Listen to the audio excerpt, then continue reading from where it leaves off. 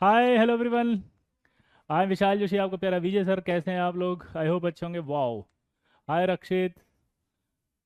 Hello hello hello hello. Wow wow wow wow, very good.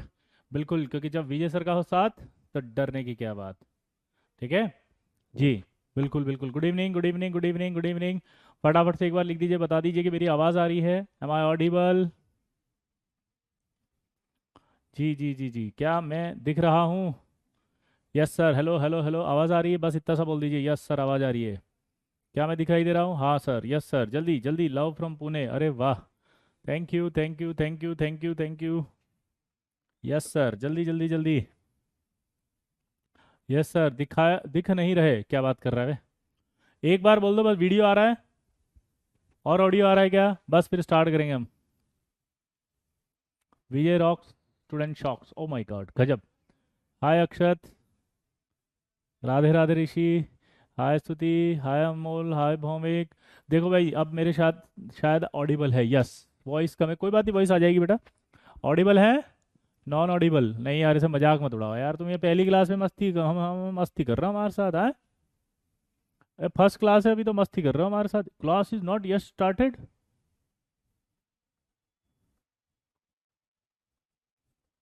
जय बिहार।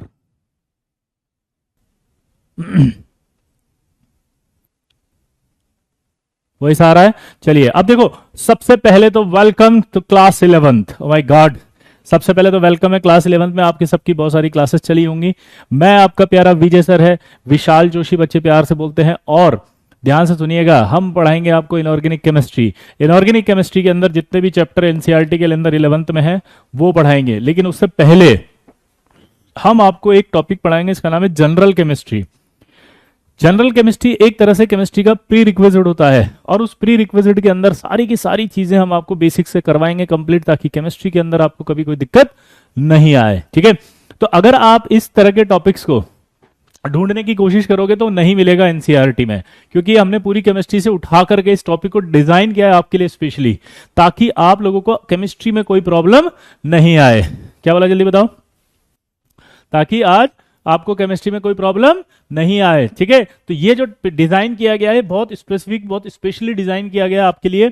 और ये जो डिजाइन किया गया है, इसमें सबसे पहले हम पढ़ेंगे ये, ताकि आप हम चेक कर सके कि आप कि 10th के अंदर अगर कोई बेसिक्स वीक रह गए हैं तो वो 10th भी आपका क्लियर हो जाए। जिसमें पहला आपको ये वाला डीपीपी मैं आपको अपलोड भी कर दूंगा। क्या वाला, जल्दी बताओ? मैंने ये वाला डीपीपी मैं अपलोड भी कर दूंगा, इसको आप घर पे वापस से सॉल्व भी करना। हाँ या ना? सिंगेज सिंगेज सिंगेज लेंगे बेटा, सिंगेज। हाँ बिल्कुल बिल्कुल बिल्कुल, यस सर। अब देखो आप ध्यान से, अब ये डीपीपी हमें सॉल्व करनी है। अब आपको सॉल्व करते समय ध्यान रखना है इसका। ठीक है, क्या क्या ध्यान रखना है? देखो इधर, पहला इस सवाल को करना है आपको कि used as a promoter for manufacturing of ammonia by the Haber's process. Used as a promoter for the manufacturing of ammonia by Haber process. आपको इस पूरे अक्रॉस में भरना है इसको।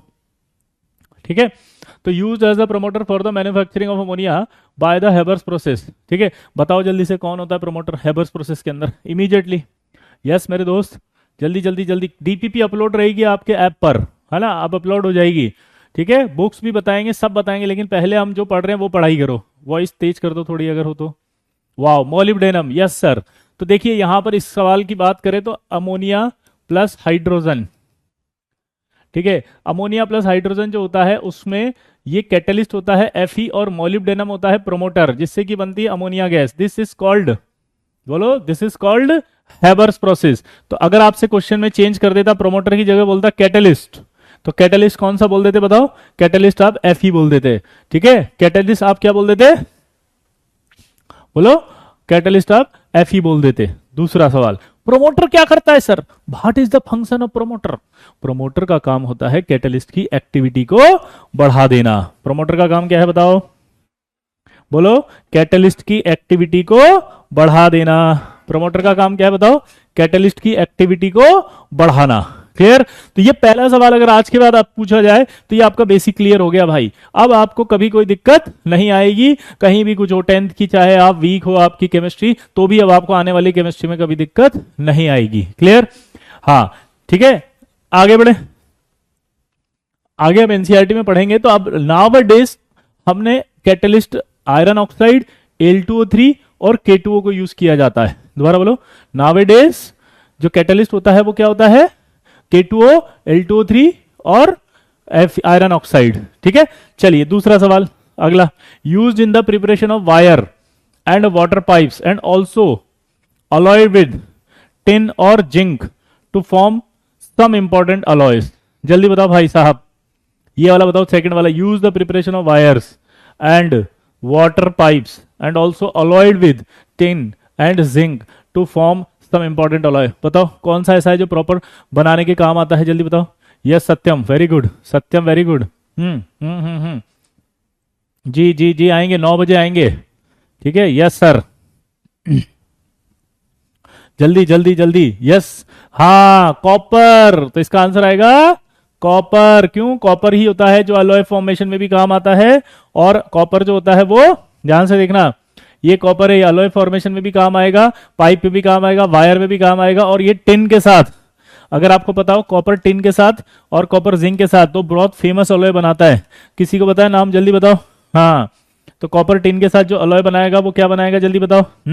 कॉपर टिन अलॉय जो होती है उसका नाम बोलो।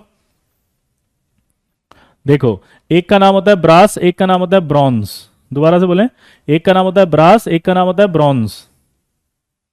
ठीक है, तो ब्रास और ब्रॉन्ज में एक खास बात बताता हूं, ये ब्रॉन्ज होती है और ये ब्रास होती है, यानी कि जहां जेड है वहां जेड नहीं आएगा। याद कर लेना इसको कि जहां जेड है वहां जेड नहीं आएगा, और जहां एस है वहां एस नहीं आएगा। तो अपोजिट आते हैं दोनों, जेड वाला उसके पास चला जाएगा, एस वाला इसके पास चला जाएगा। तो जहां पर जिंक होगा वहां पर नाम क्या आएगा? ब्रास। जहां टिन होगा वहां नाम क्या आएगा? ब्रॉन्ज। वाह यार, क्या की पॉइंट है। की पॉइंट रॉक्स, दुनिया शॉक्स। चलिए दोस्तों, अगला सवाल करेंगे हम, fifth. It's oxide used in the making of sindoor. Oh my god, sindoor समझते हैं आप? Sindoor, making of sindoor and anti knocking agents. जल्दी बताओ फटाफट से, फिफ्थ, जल्दी जल्दी जल्दी जल्दी। हाँ, एंटी नोकिंग एजेंट की बात चल रही है मेरे दोस्त, बताओ। एंटी नोकिंग,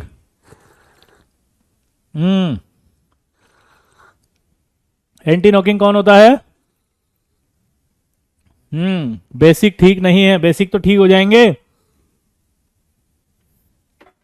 बेसिक तो हम कराने के लिए तो बैठे हैं। देखो, लेड होता है, लेड। लेड एक ऐसा है कंपाउंड है, सॉरी एलिमेंट है, जिसका एक कंपाउंड होता है, उस कंपाउंड का नाम है आपका Pb3O। ठीक है, रेड लेड, इस रेड लेड को ही सिंदूर कहा जाता है। Pb3O4 होता है रेड लेड, और इसी रेड लेड को क्या कहा जाता है? सिंदूर। रेड लेड को क्या कहा जाता है? सिंदूर। जी हाँ दोस्तों, रेड लेड को क्या कहा जाता है? सिंदूर। क्लियर? तो ये जो रेड लेड है वही आपका क्या होगा? सिंदूर। तो लेड का ऑक्साइड होगा Pb3O4। ठीक है, एंटी नॉकिंग एजेंट में भी यूज होता है ये। लेड एंटी नॉकिंग एजेंट में भी यूज होता है। टेट्रा इथाइल लेड, कौन सा कंपाउंड होता है वो? बोलो। टेट्रा इथाइल लेड, जो एंटी नॉकिंग एजेंट होता है। एंटी नॉकिंग एजेंट क्या होता है? देखो, जो देखो आप समझ नहीं रहे, आप लोगों को कुछ नहीं बताया जा रहा, ये सिर्फ चीजें इंपॉर्टेंट हैं जो सिर्फ बेसिक्स हैं।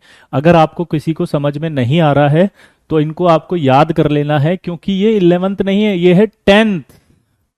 आप समझ रहे हो मेरी बात को? जो भी बच्चे ऐसे लिख रहे हैं कि सर समझ में नहीं आ रहा, वो पहले समझो बेसिक्स क्या होता है। बेसिक वो होता है जो आपको 10th में पता होना चाहिए था, आप समझना ही नहीं चाह रहे। तो पहले तो ये समझे आप कि बेसिक्स क्या होता है जो 10th में पता होना चाहिए था, तो आपको नहीं पता, इसलिए मैं बता रहा हूं कि अब ये पता होना चाहिए। अब ये सुनो, इसको दिमाग में बिठा लो बस।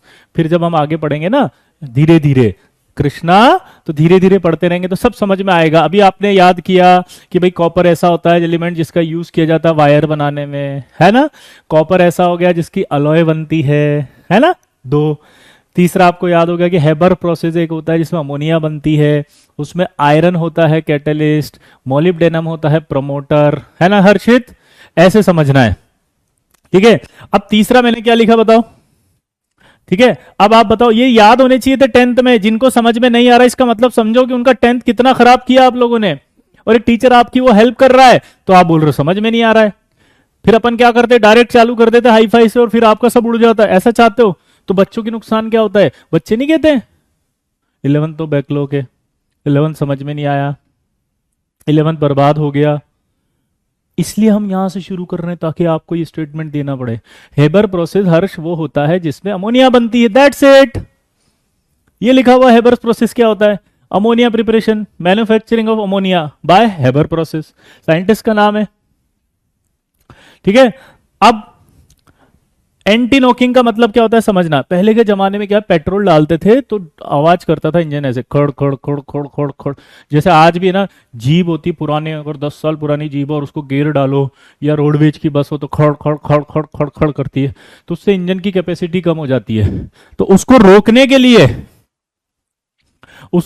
के लिए टेट्रा इथाइल लेड डाला जाता था। उसको रोकने के लिए क्या जाता था? Tetra ethyl lead. तो टेट्रा इथाइल लेड इस एंटी नॉकिंग, मतलब इस नॉकिंग को रोक देता था। नॉकिंग मतलब क्या होता है? ये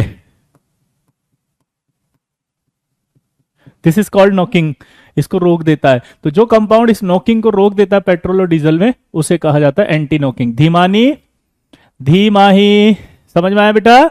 जो नॉकिंग को रोक देगा वो एंटी नॉकिंग एजेंट कहलाएगा, है ना। नॉकिंग मतलब ऐसे ऐसे ऐसे खट खट खट खट खट करना। 10th सीबीएसई में था बेटा, आपने नहीं पढ़ा होगा साहिल, है ना। यस। अब देखो दोबारा से चलते हैं। अब मान लो ये सवाल वापस आ गया एग्जाम में, आईआईटी में। ऐसे समझना, दिस इज कॉल्ड आईआईटी। अब ये आ गया आईआईटी के अंदर। चलो अब आपसे पूछा कि बताओ फर्स्ट क्वेश्चन, सीधा सीधा फर्स्ट क्वेश्चन पूछा, बोलो। जल्दी बताओ, जल्दी जल्दी जल्दी जल्दी, फटाफट बोलो। तो पहला क्वेश्चन पूछता है used as a promoter for manufacturing of ammonia by Haber process. तो आप क्या बोलते? जल्दी बताओ, जल्दी बताओ। आप बोल देते फटाफट कि भैया इसके अंदर जो है वो आयरन यूज होता है। कौन यूज होता है? आयरन। कौन यूज होता है? हाँ, आयरन। ठीक है। और हेबर प्रोसेस क्या होता है? जिसमें आयरन यूज होता है, और इसमें जो रिएक्टेंट होते हैं वो कौन से होते हैं? अमोनिया प्लस H2, और ये आपका Fe, ये मोलिब्डेनम, ये अमोनिया बन गया। देखो कितना आसान हुआ। ये Fe क्या होता है? कैटलिस्ट। ये क्या होता है? प्रमोटर। ठीक है। ये क्या होता है? अमोनिया। तो हेबर प्रोसेस से कौन सा कंपाउंड बना? अमोनिया। उसमें कैटलिस्ट कौन था? Fe। ये कौन था? Molybdenum. Nitrogen, hydrogen, this is called Haber. ये पता होना चाहिए था, ये वापस आएगा। अगला सवाल था यूज्ड प्रिपरेशन ऑफ वायर। तो आपको याद होना चाहिए था, वायर और पाइप्स जो होते हैं उसके लिए कॉपर इस्तेमाल किया जाता है, और कॉपर जो होता है वो टिन और जिंक के साथ दो अलॉय बनाता है। तो मैंने आपको बताया था कॉपर जब टिन के साथ बनाए, कॉपर प्लस जिंक के साथ बनाए, तो कॉपर जब टिन के साथ बनाता है तो इसका नाम है ब्रॉन्ज। कौन सी अलॉय बनाई है इसने? ब्रॉन्ज। और जिंक के साथ जो बना रहा है वो कौन सी बना रहा है? ब्रास। कौन सी बना रहा है? ब्रास। ठीक है, क्लियर। ये क्या हुआ भाई, कहां गया? ई का हो गया बे। तो यहां दिख रहा है।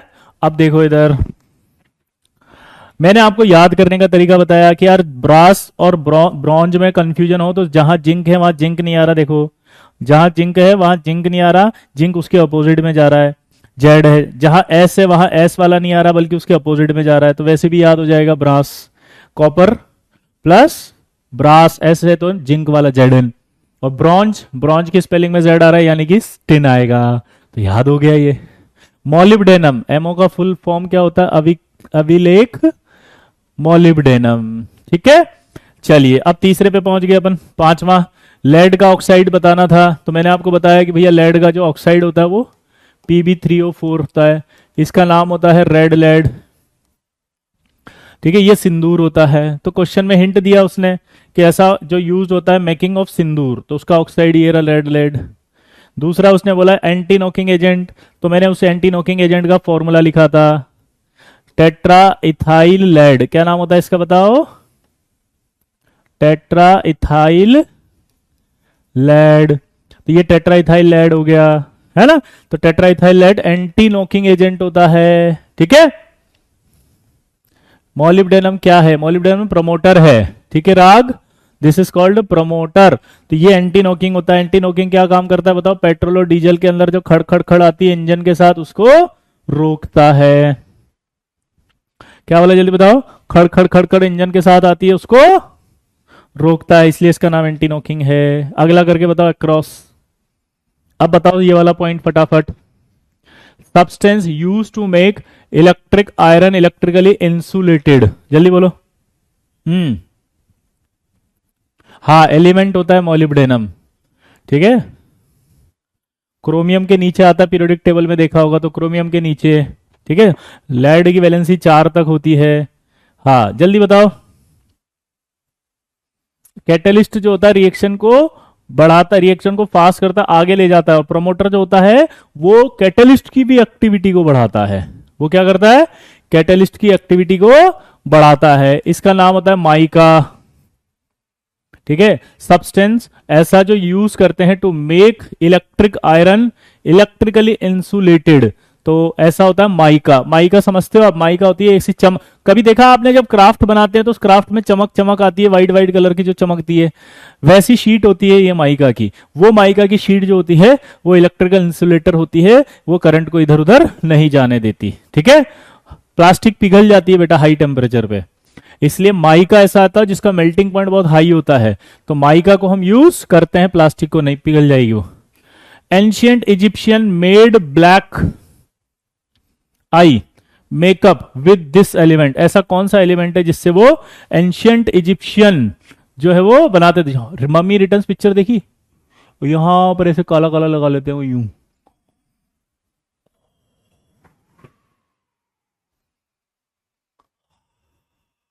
हाँ हिंदी में अब्रक कहते हैं उसको दीपिका, वेरी गुड, ठीक है।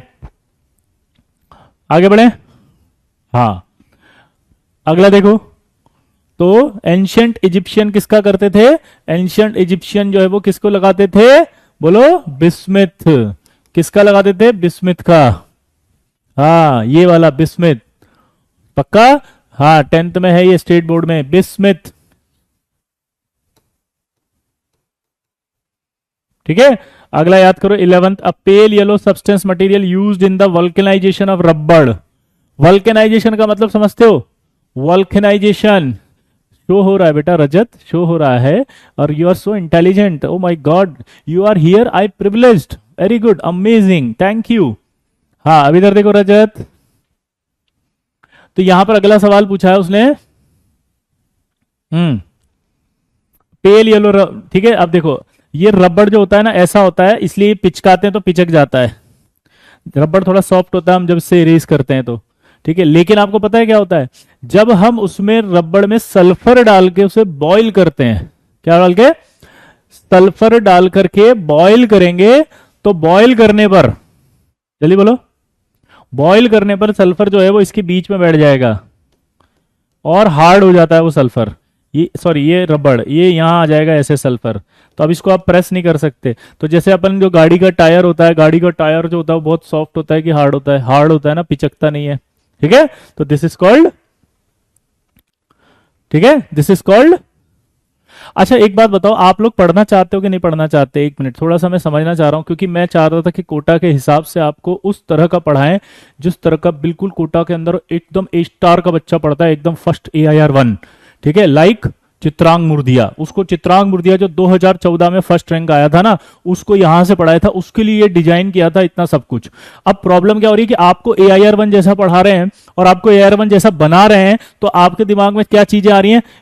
किताब कौन सी, ये कर दो, वो कर दो। बेटा आप मेरी बात सुनने आए हैं, आपको मेरी बातें समझनी पड़ेगी, सुननी पड़ेगी प्लीज, और मेरी बात सुन के समझ के ही आगे बढ़ना है। अगर आप अपने दिमाग से चलोगे तो फिर तो आपका दिमाग जितना उतना ही रह जाओगे।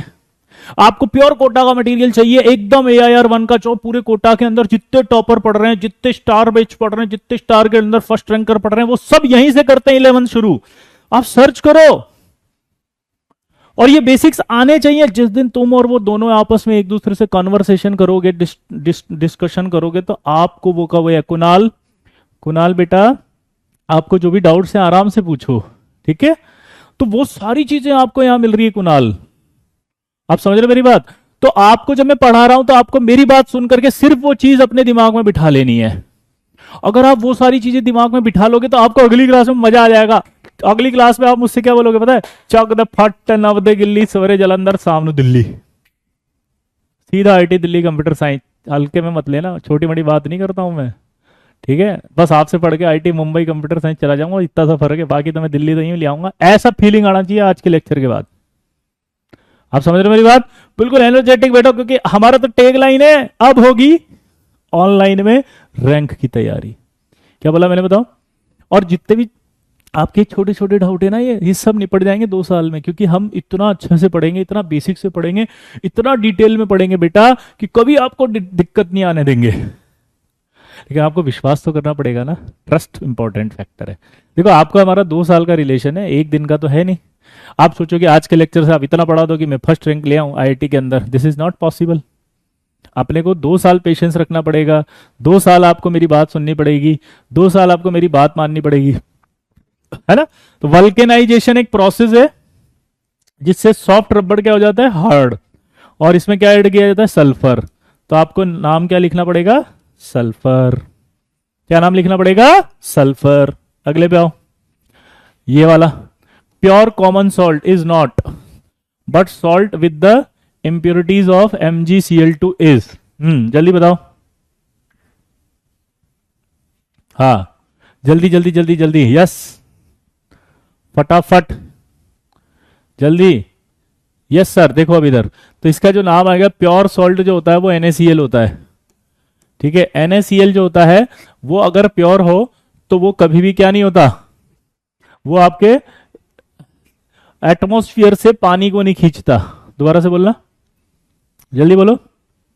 एटमॉस्फेयर से पानी नहीं खींचता, लेकिन अगर उसमें MgCl2 की इंप्योरिटी आ जाए, अगर उसमें क्या आ जाए, MgCl2 की इंप्योरिटी, तो वो पानी को खींच लेगा। और पानी को जो खींच लेता है तो उसको क्या कहते हैं, जल्दी बताओ? उसे कहा जाता है डिलिक्विसेंट। क्या कहा जाता है, डिलिक्विसेंट। तो डिलिक्विसेंट क्या होता है बताओ? डिलिक्विसेंट वो कंपाउंड होते हैं जो पानी को एब्जॉर्ब करते हैं अपने अंदर। डिलिक्विसेंट क्या होता है, जल्दी बताओ? जो पानी को एब्जॉर्ब करते हैं, और जो पानी को एब्जॉर्ब करेंगे वो डिलिक्विसेंट कहलाएंगे। क्या बोला, जल्दी बताओ? जो पानी को एब्जॉर्ब करेंगे वो क्या कहलाएंगे, डिलिक्विसेंट। और डिलिक्विसेंट जो होता है उसमें कंपाउंड डिसॉल्व हो जाता है, ठीक है? डिलिक्विसेंट मतलब डिसॉल्व। जल्दी बोलो। हाँ, अगला बताओ, ये वाला 15, quick lime CaO when kept in water open absorb moisture from the atmosphere. Quick lime को रख दें तो वो पानी को एब्जॉर्ब करेगा। Quick lime when kept in open absorb moisture from atmosphere. Quick lime जब एब्जॉर्ब कर रहा है तो उसको क्या कहेंगे, जल्दी बोलो? हाँ, कुछ कुछ है, कुछ कुछ है, हाँ, हाइग्रोस्कोपिक। क्या कहेंगे,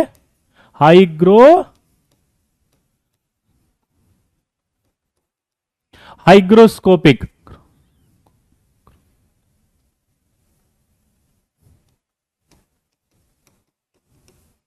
अब डेल इक्वेसेंट और हाइग्रोस्कोपिक में डिफरेंस समझना। डेल इक्वेसेंट में जब एब्जॉर्ब किया जाता है तो डी से डी मिलाओ, डेल इक्वेसेंट में डिसॉल्व हो जाता है। और हाइग्रोस्कोपिक जो है उसके अंदर डिसॉल्व नहीं होता। दोबारा से सुन लो, डेल इक्वेसेंट में जब एब्जॉर्ब करेगा पानी को तो कंपाउंड डिसॉल्व हो जाता है, इसीलिए नमक चिपचिपा हो जाता है बारिश के मौसम में।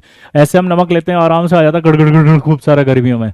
सर्दी के अंदर क्या होता है, इससे से डालते रहो कुछ भी नहीं होता, चिपक जाता है, वो एकदम गीला गीला हो जाता है। तो क्या हुआ, वो डिसॉल्व हो गया उसके अंदर। तो डेल इक्वेसेंट उसे कहा जाता है जो डिसॉल्व। तो आज आप अपने दोस्त से पूछ सकते हो, बेटा what is the difference between deliquescent and hygroscopic, please tell मी।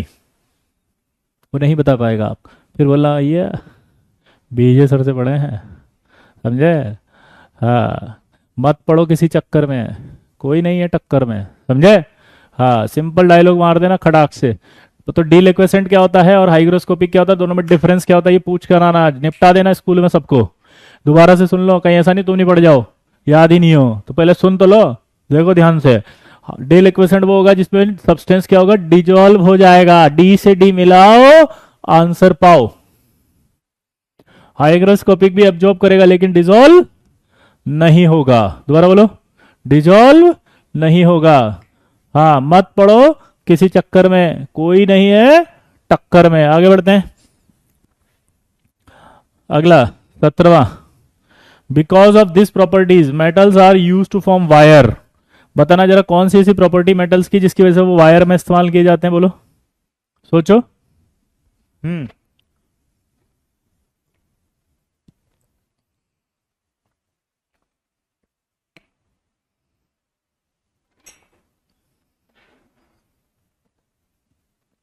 जल्दी लिख दिया। बिकॉज ऑफ दिस प्रॉपर्टी, कौन सी प्रॉपर्टी बताओ? वायर की डक्टाइल, हाँ डक्टाइल, डक्टाइल प्रॉपर्टी का नाम क्या है? डक्टाइल।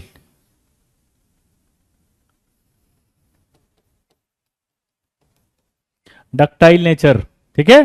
तो डक्टाइल नेचर की वजह से ऐसा होगा। अगला करो। ओहो, first group elements are soft, कौन से होते हैं? Alkali metals. दूसरा बताओ, study of hydrocarbon and their derivatives क्या होती है? Organic chemistry. जल्दी बोलो। Study of hydrocarbons and their derivatives is known as organic chemistry. Hydrocarbon की स्टडी जिस केमिस्ट्री में करेंगे उसका नाम ऑर्गेनिक ही तो होगा मेरे दोस्त। दोबारा बोलो भाई, हाइड्रोकार्बन की जिसमें स्टडी करेंगे उसका नाम क्या होगा? Organic chemistry. Along with the chromium this metal is major component of the alloy of nichrome. देखो नाइक्रोम एक अलॉय है जिसके अंदर निकल प्लस क्रोमियम होता है, तो कौन सा नाम आएगा इसमें? निकल। कौन सा नाम आएगा? निकल। हाँ जल्दी बोलो, जल्दी बोलो। निकल। अगला आएगा metal which is an important component of blood. O my God, blood में तो एक ही मेटल होती है इंपॉर्टेंट, आयरन। खून के अंदर, खून की एक एक बूंद से लोहा गिरेगा बे, ठीक है। क्या बोला मैंने? खून की एक एक बूंद से लोहा गिर जाएगा, खून की एक एक बूंद से आयरन। क्या बोला जल्दी बताओ? खून की एक एक बूंद से आयरन गिरेगा, आयरन। अच्छा आयरन का ऑक्सीडेशन स्टेट पूछ ले इसमें तो क्या बताओगे? बोलो।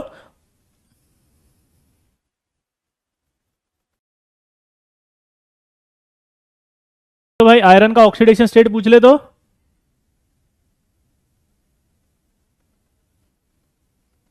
जल्दी बोलो। Yes sir, Fe+2।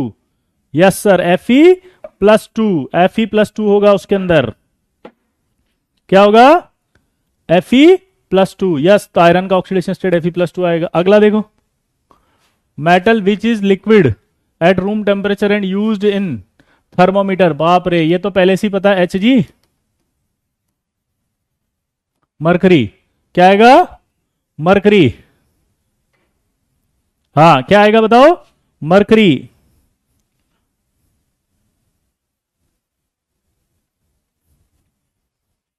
अगला, the most beautiful jam diamond. भाई एक ही बात है, कौन ऐसा है जिससे डायमंड बनाया जाता है? कार्बन। क्या बोला जल्दी बताओ? कार्बन। कैसे बनाया जाता है? कार्बन, ठीक है। अगला बताओ, it's used to low melting plug for the automatic fire sprinkler. एक मिनट रुको,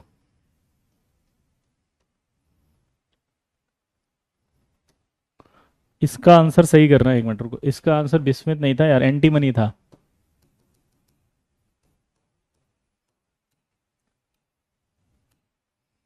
इसको सही करना। नाइन्थ, नाइन्थ का क्या लिखोगे? एंटीमनी। ये जो आंखों के अंदर लगाया जाता है इसको क्या कहते हैं? एंटीमनी। हाँ क्या कहते हैं इसको? Antimony, antimony. हाँ, और जो फायर स्प्रिंगलर में होता है वो होता है बिस्मिथ। फायर स्प्रिंगलर में आएगा वो क्या होगा? कहां गया? ये रहा। आपने देखा है कहीं बड़ी बड़ी जो मल्टीज होती हैं उसके अंदर ऐसे पाइप लगे होते हैं और पाइप पर ऐसे ऐसे कुछ रेड रेड कलर का होता है। तो अगर कभी आग लगती है ना, तो आग लगने पर क्या है, वो पिघल जाता है और पिघलते पानी नीचे गिरने लग जाता है। तो वो किसका लगा होता है? बिस्मिथ का। किसका लगा होता है? बिस्मिथ, ठीक है। तो यहां आएगा बिस्मिथ।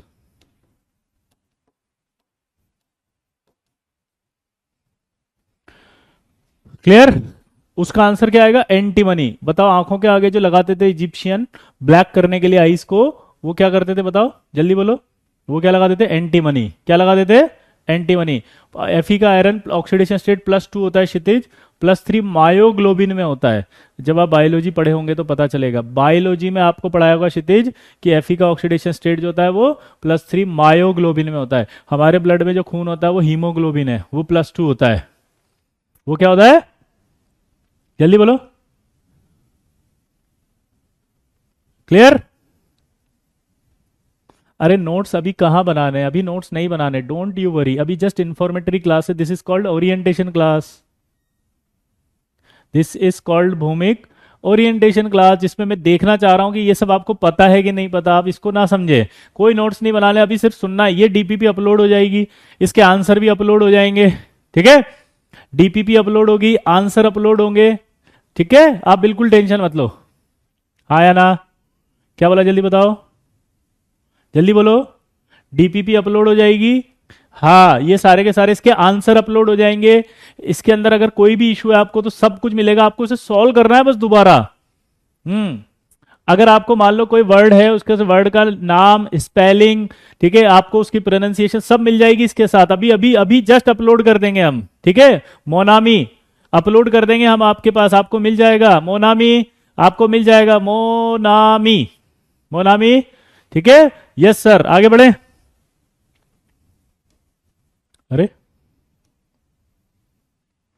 अ सॉफ्ट वैल्यूबल है, मेटल है, its purity is measured by carat, oh my god, गाजर के तौर पे किसको लेते हैं, गोल्ड को, अगर आपको पता हो तो गोल्ड की प्योरिटी को किसमें बताओ जल्दी, हाँ, +2, जल्दी बोलो, गोल्ड जो होता है, गोल्ड, गोल्ड की प्योरिटी कैरेट में निकाली जाती है, हाँ, क्लियर, आगे देखो, अगला, it is present with the lead in solder, oh my god, ये इंपॉर्टेंट है भाई, it is present with lead in solder, जल्दी बताओ, इसका आंसर आपको बताना पड़ेगा।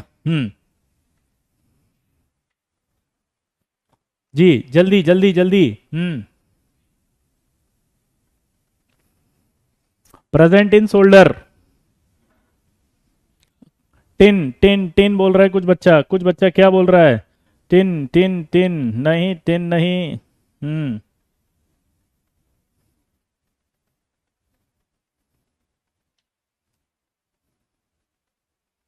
बोलो, हाँ वेरी गुड, कई बच्चों का आ गया टिन, यस सर, टिन आएगा इसका आंसर, यस वेरी गुड, अगला देखो, सोल्डर, लेड और टिन होती है, अगला आएगा एलम, एलम का फॉर्मूला अगर नहीं पता तो मैं बता देता हूं, K2SO4 .L2SO4 whole thrice .24H2O, K2SO4 whole thrice .24H2O, it's present with, sorry, alum यानी फिटकरी on getting exposed gets converted into powdered by losing water of hydration, this property बताओ, बहुत अच्छा नाम है इसका, जल्दी, वेरी गुड, एक बच्चे ने लिखा, अविशा ने, ई फ्लोरेसेंस, यस सर, क्या नाम है उसका, efflorescence, yes yes yes, potash alum, this is called potash, solder एक अलॉय है, दिव्य, दिव्य, सोल्डर एक अलॉय है, हाँ, सोल्डर क्या है, एक अलॉय, सोल्डर क्या है, अलॉय, अलॉय, सोल्डर क्या है, अलॉय,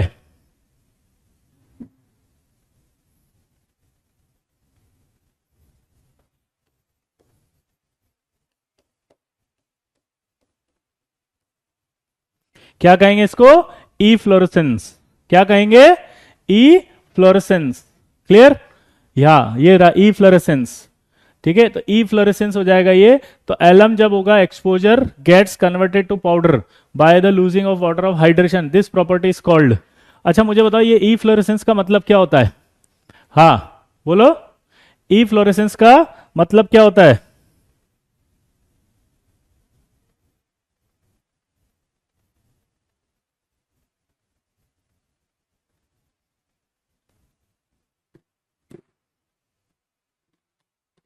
बोलो, जब कोई भी कंपाउंड रख दो, रखने पर ऑटोमेटिकली उसके अंदर जो पानी है वो बाहर निकल जाए, ये देखो ये पानी बाहर निकलने लग जाता है एलम में, अगर आप रख दो तो एलम में से पानी धीरे धीरे बाहर निकल जाएगा, पानी धीरे धीरे बाहर निकल जाएगा, तो वो पानी, वो जो सॉलिड था वो धीरे धीरे क्या होने लग जाएगा, पाउडर फॉर्म में आ जाएगा, उसको कहते हैं ई फ्लोरेसेंस, तो प्रॉपर्टी का नाम क्या होगा, ई फ्लोरेसेंस, आगे बढ़े, ये नहीं पढ़ा आज तक तो आप पढ़ा रहे हैं ना, इसीलिए तो ये सब पता होना चाहिए ना, तभी तो बेसिक्स पढ़ा रहा हूं पहले, अभी तो मैंने स्टार्ट ही नहीं किया चैप्टर। अगला है frequently used in the jewellery, this metal is the best conductor of heat and electricity.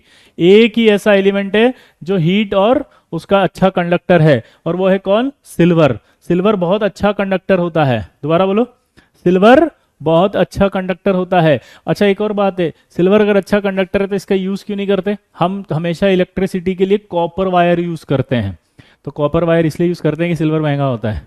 पता लगा तोड़ ताड़ के ले गए सब लोग। क्या करके ले गए?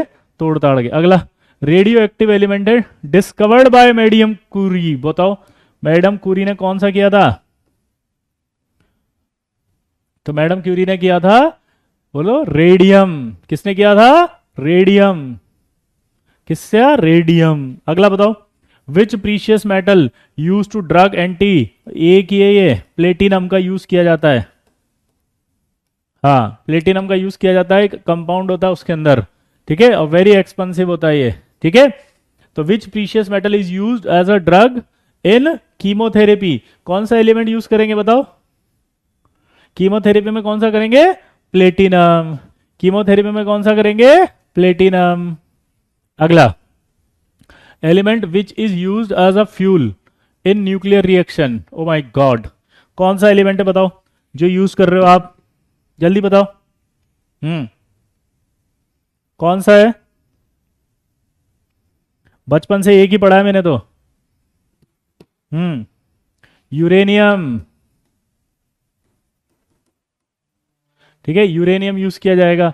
Name of an element saint John silicon valley. भाई साहब सबका सपना यहीं पर तो जाने का है। This is called silicon valley.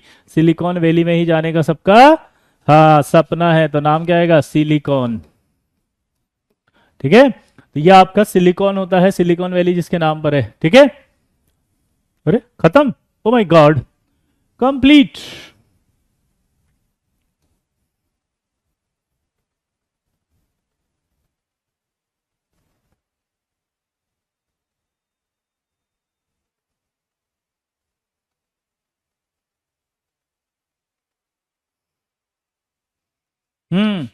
Silicon, yes. Short form of uranium का शॉर्ट फॉर्म क्या होता है? यू। सिलिकॉन वैली वहां है जहां गूगल, माइक्रोसॉफ्ट, ये सारी की सारी जो है वो बनी हुई है कंपनियां, उसको सिलिकॉन वैली कहा जाता है। सपना होता है जैसे। इंडिया की सिलिकॉन वैली कौन है पता है आपको? बैंगलोर। आईटी हब जो होता है बेंगलुरु, यहाँ पर माइक्रोसॉफ्ट, गूगल, एप्पल, सारी कंपनियां लाइन से, जैसे कोटा में देखते हो ना आप, ये इंस्टीट्यूट बगल में, वैसे है वो। हाँ, ठीक है, तो आई होप अब आप सब कर लोगे एक बार, ठीक है। हाँ, ठीक है। ये जो कंपाउंड था, मैं इसकी डिटेल बताऊंगी थोड़ी। सिस प्लेटिन नाम होता है जिस कंपाउंड में जो होता है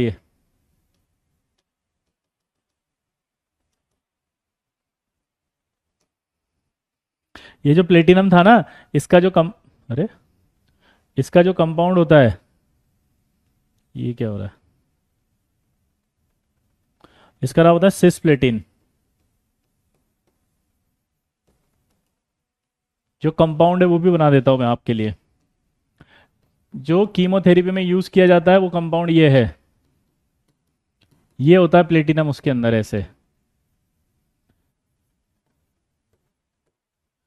ठीक है। This is called cisplatin.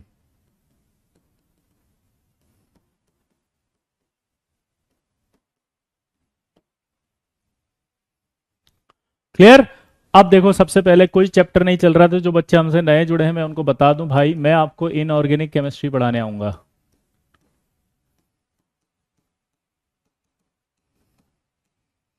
Inorganic chemistry में मैंने आज आपको 0 0 डीपीपी कराया। 0 0 डीपीपी का मतलब क्या होता है? 10th क्लास पर बेस्ड। ये हमेशा कोटा के अंदर एक रूल होता है कि आपका बेसिक्स क्लियर कराना चाहिए। कई सारे ऐसे बच्चे होते हैं जिन्हें ये कंफ्यूजन होता है कि यार बेसिक्स से नहीं पढ़ाएंगे, एचओडीज हैं, बड़े टीचर हैं, टॉपर पढ़ाते हैं, तो हाई फाई तरीके से पढ़ाएंगे। नहीं, हम आपको बेसिक से पूरा तैयार करते हुए चलेंगे जिससे कि आपको कभी कोई दिक्कत ना आए। ठीक है। अब जब हम बात करते हैं 11th क्लास की, तो सबसे पहले आपको एक तो थ्योरी की नोट करते जाना भाई, थ्योरी कॉपी बनानी है एक इनऑर्गेनिक की, एक आपको जो है वो डीपीपी प्लस शीट की कॉपी बनानी है। ठीक है, किसकी? डीपीपी प्लस शीट की कॉपी बनानी है। और एक आप मेरी तरफ से और बनाएंगे टेस्ट पेपर एनालिसिस कॉपी। क्या बनाएंगे? Test paper analysis copy. तो एक आप टेस्ट पेपर एनालिसिस कॉपी जरूर बनाएंगे। ठीक है, ठीक है। तो टेस्ट पेपर समझ रहे बात को? टेस्ट पेपर एनालिसिस कॉपी आपको जरूर बनानी है। ठीक है, ये जो आपकी डीपीपी और ये होमवर्क कॉपी हो जाएगी। ठीक है, ये आपकी नोट्स कॉपी हो जाएगी जिसमें आप मैं क्लास में जो पढ़ाऊंगा वो पढ़ोगे।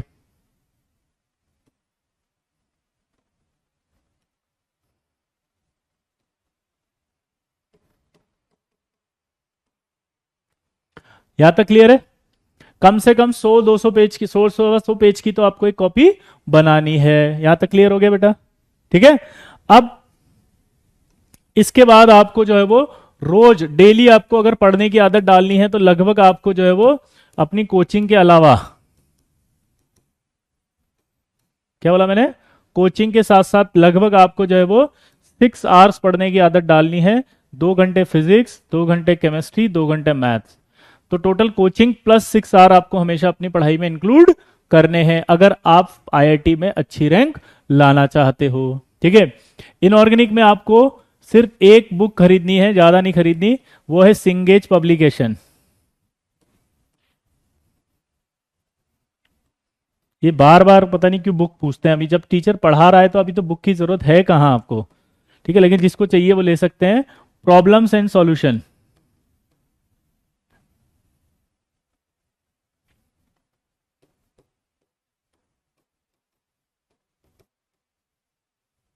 विशाल जोशी सर, यानी मेरी किताब ही है ये, सिंगेज की है। जिन बच्चों को पता होगा उनको पता, जिनको नहीं पता उनको ये लेनी है। ये प्रैक्टिस के लिए होगी, इसमें होमवर्क मिलेगा आपको। वैसे जिसको जरूरत नहीं है वो ना लें, लेकिन जिसको चाहिए कि मैं तो बहुत प्रैक्टिस करना चाहता हूं, मुझे और प्रैक्टिस चाहिए, तो वो आप ले सकते हैं। ठीक है, वो आपको प्रैक्टिस करनी होगी। प्रैक्टिस में विशाल जोशी सर की ही किताब है, विजय सर का नाम है, मेरा नाम विशाल जोशी है, बच्चे प्यार से विजय सर कहते हैं। ठीक है, मेरा एक्सपीरियंस लगभग 22 साल है। ठीक है,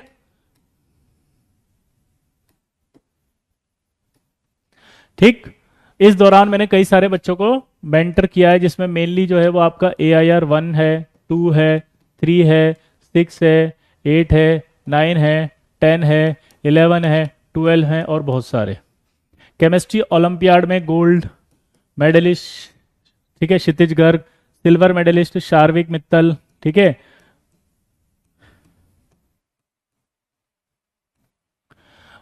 आयुष कदम, और ब्रॉन्ज मेडलिस्ट कुशल बाबेल को भी मेंटर किया है।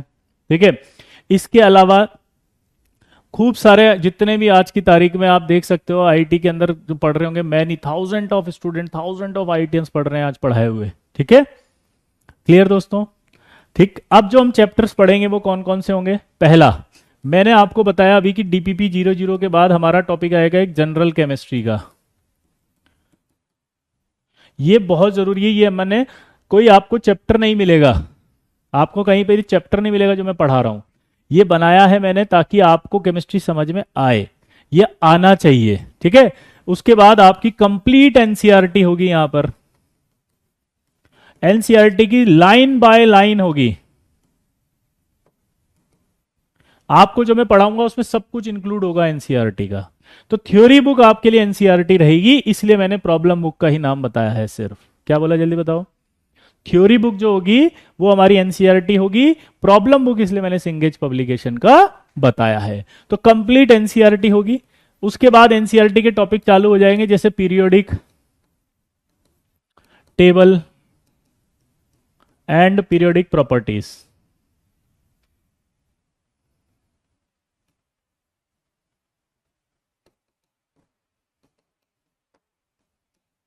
ठीक है, उसके बाद जो है केमिकल बॉन्डिंग आएगा, अगला चैप्टर।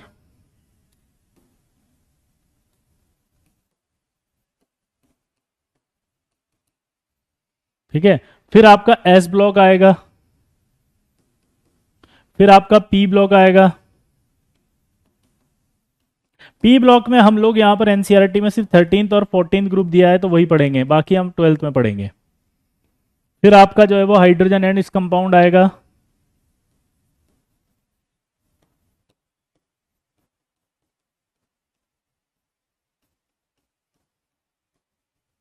ठीक है, उसके बाद आपके जो है वो 8वां एनवायरमेंटल केमिस्ट्री आएगा।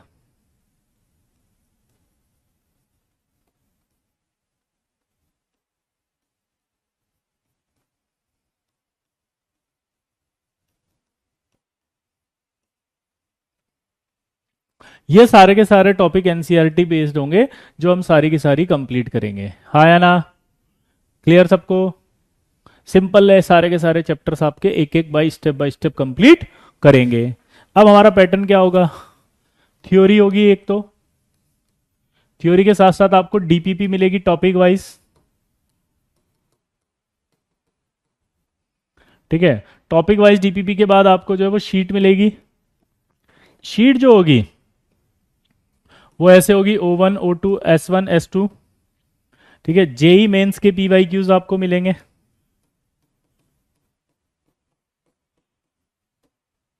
आपको जेई एडवांस के PYQs मिलेंगे।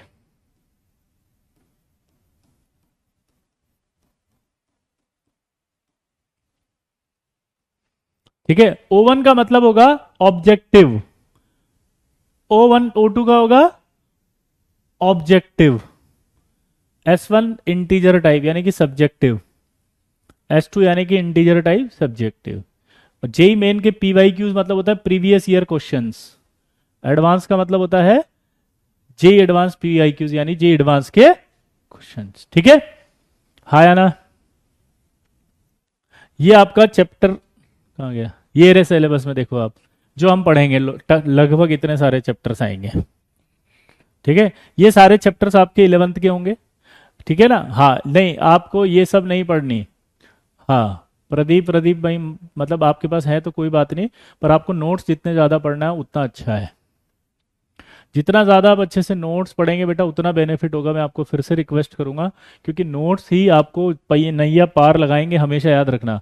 नोट्स जो होते हैं ना, किसी भी टीचर के नोट्स वो बहुत बहुत मेहनत से बनाए जाते हैं। तो आपको अगर टॉप रैंक लानी है तो ध्यान से सुन लो भाई, नोट्स का सहारा लेना पड़ेगा, नोट्स हमेशा। ठीक है, हाँ।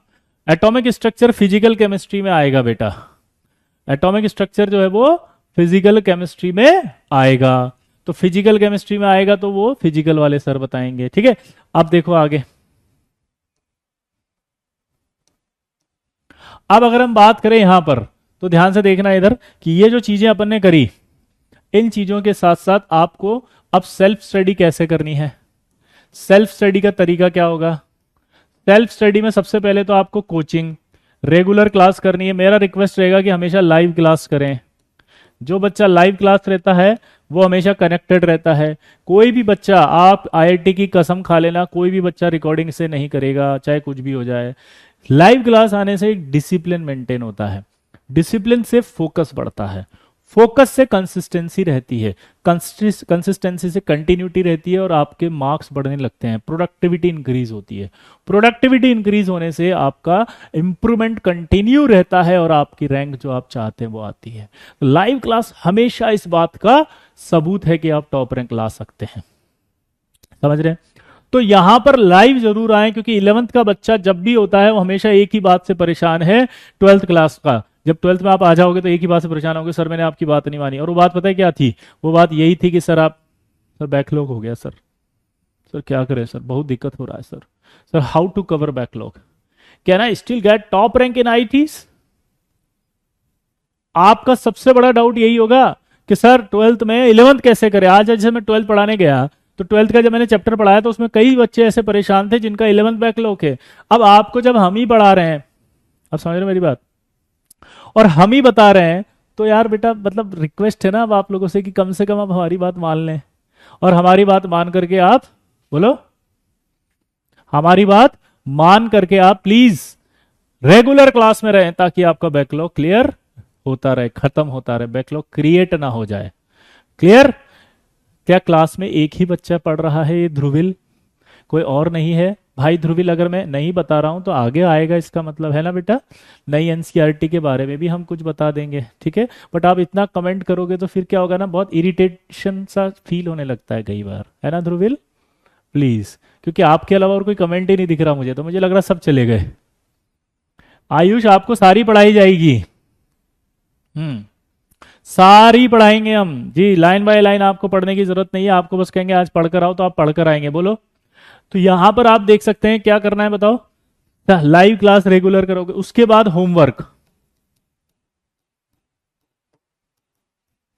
होमवर्क अगर आप देखें तो होमवर्क जरूर करने की आदत डालें। क्या बोला मैंने?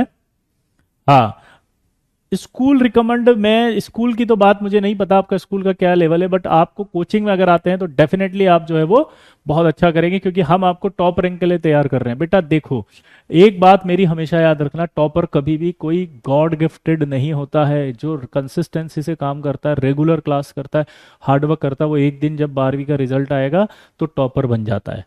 उसको खुद को नहीं पता होता कि वो टॉपर बनेगा। तो हाँ, सिंगेज से भी होमवर्क होगा।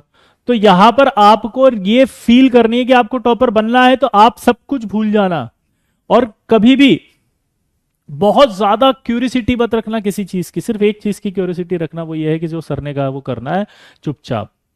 बस, सर की हेडेक है मुझे टॉपर बनाना, तो मेरी हेडेक है जो सर ने पढ़ा दिया उसको अच्छे से याद करके आना। आपकी हेडेक एक ही है, बताओ क्या? सर ने जो पढ़ा दिया उसको अच्छे से पढ़कर आना। दोबारा बोलो। सर ने जो पढ़ा दिया उसको अच्छे से पढ़कर आना। ये आपने अपनी अगर हेडेक पाल ली कि हर क्लास में रेगुलर रहूंगा और सर ने जो पढ़ाया वो ईमानदारी से पढ़कर आऊंगा, तो बस आपकी रैंक आ जाएगी, हम गारंटी देते हैं। ठीक है, अब ये काम आपको करना है। अगला, लाइव क्लास में आने के बाद जो होमवर्क मिले वो रेगुलर करना है। रेगुलर मतलब होता है कि जैसे आज जो आपको होमवर्क दिया वो आप करें।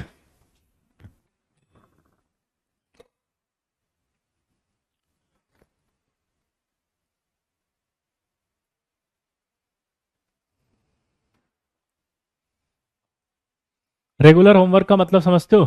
जो आज आपको होमवर्क दिया वो आप रेगुलर आज का आज ही करें। आज का आज ही अगर करते रहेंगे तो आपका फायदा क्या होगा कि आप जो है वो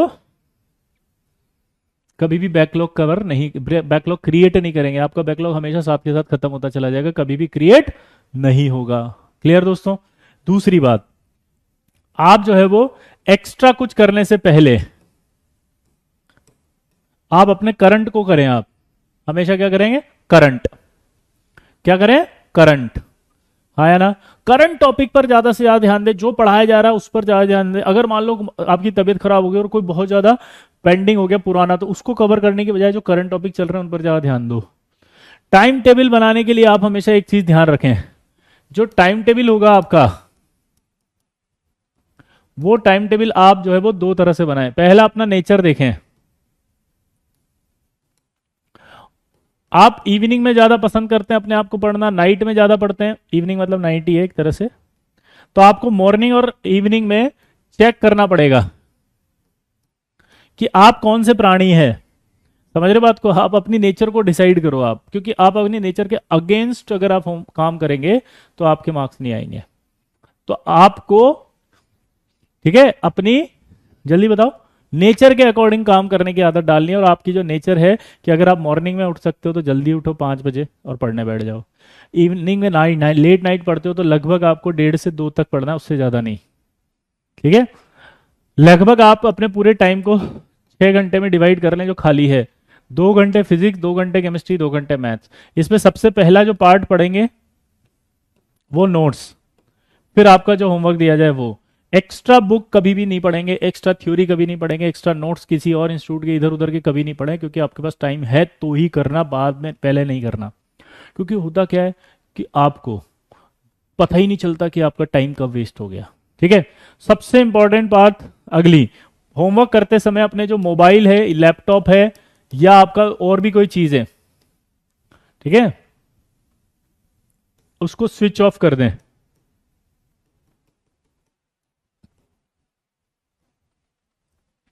ये बंद करके ही होमवर्क स्टार्ट करें। अगर ऐसा करोगे तो कभी भी आपका नुकसान नहीं होगा। अगर आपने फोन ऑन करके स्टडी करी तो नुकसान बहुत ज्यादा होगा, क्योंकि आप क्या पढ़ने के लिए तो करोगे, लेकिन प्रॉब्लम आपकी होगी डिस्ट्रक्शन, क्योंकि आप फेसबुक चला लोगे, इंस्टा चला लोगे, आप अपना व्हाट्सअप चालू कर लोगे, टेलीग्राम चालू कर लोगे, या आप जो गूगल पे सर्च करके इंटरनेट पे पढ़ने लग जाओगे।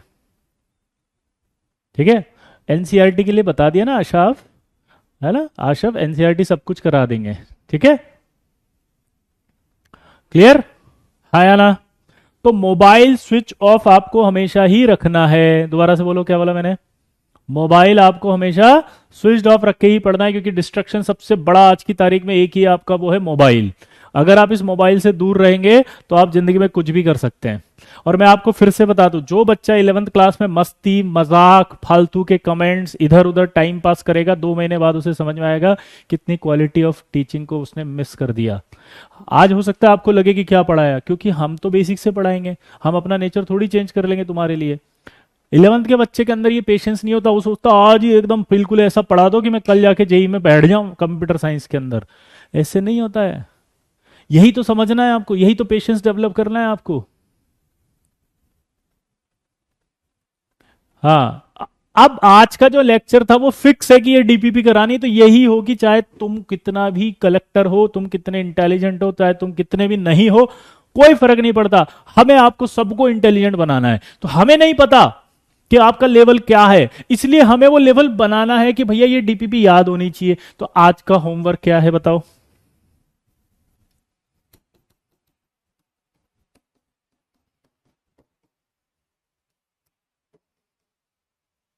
ये लर्न करके आनी है। एक एक सवाल आपको याद होना चाहिए, कल आते ही पूछूंगा मैं आपको। जी एनसीईआरटी सफिशिएंट है।